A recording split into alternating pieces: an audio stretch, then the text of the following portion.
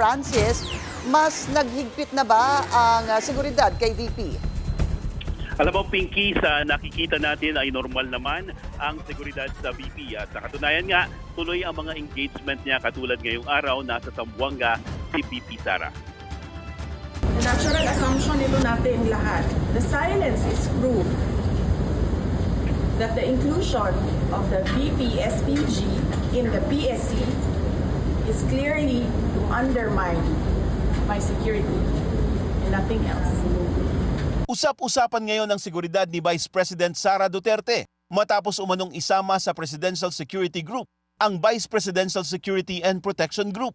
Sa panayam kay VP Sara dito sa BMMC kahapon, sinabi niya na mula pa noong nag-resign siya bilang DepEd Secretary ay tila minaman-mana na ng administrasyon ang mga kilos niya. Napabalitang ipamumuno na kay AFP Chief of Staff General Romeo Browner ang seguridad ng BP matapos ang kontrobersal na pahayag ng Vice Presidente na may nakausap na siya para ipapatay ang first couple at House Speaker kapag siya ay namatay. Kanina, nilinaw ito ni General Browner, hindi raw magte-take over ang AFP sa security ni BP. Gusto ko lang i-clarify that the reason why we are doing this is because we received a subpoena from the Philippine National Police. At iimbestigahan yung mga members ng DPSPG. Hindi pa namin alam yung specifics ng kaso or yung investigation. But because yun nga, may subpoena sila, it means to say that hindi nila kayang gampanan yung tungkulin nila to protect and secure the Vice President. That is why we are temporarily pulling them out, replacing them. We are going to replace them. So hindi po maiiwan ang Vice Presidente na walang security. Meron pa rin siyang security composed of Philippine National Police members and AFP.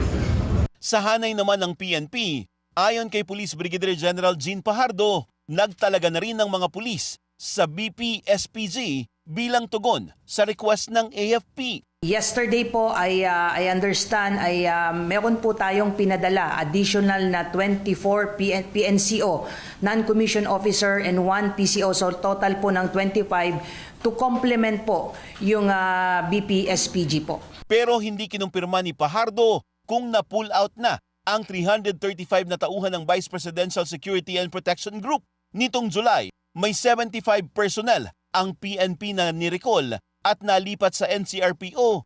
Dahil dito, may 31 na mga pulis pa ang naiwan kay BP Sara.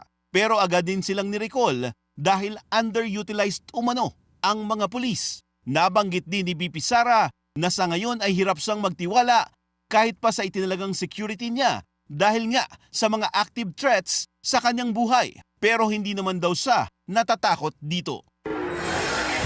Samantala, Pinky, dito sa BMMC, kanina ay naglabas ng medical bulletin sa kondisyon ni na Attorney Laika Lopez at Gina Acosta. Ayon sa mga doktor, patuloy silang ginagamot dito sa ospital. Pinky? So Francis, papayagan na daw bang dumalo sa hearing sa Kamara sa Biyernes sila Yusek, Laika at Acosta? Alam mo, Pinky, hindi pa yan masagot ng doktor dito, no? Pero bukas ay maglalabas daw silang muli ng medical bulletin sa mga pasyente na naririto at malalaman natin kung papayagan na sila ng mga doktor na dumalo sa Biyernes. Pinky? So parang lalabas ay i-check ulit bukas if they will be fit. Ganun siguro kaya, no, Francis? At pag mukhang pwede at healthy, ay posibleng payagan na dumalo sa Biyernes. Maraming salamat kay Francis Paul na nag-uulat mula po dyan sa VMMC.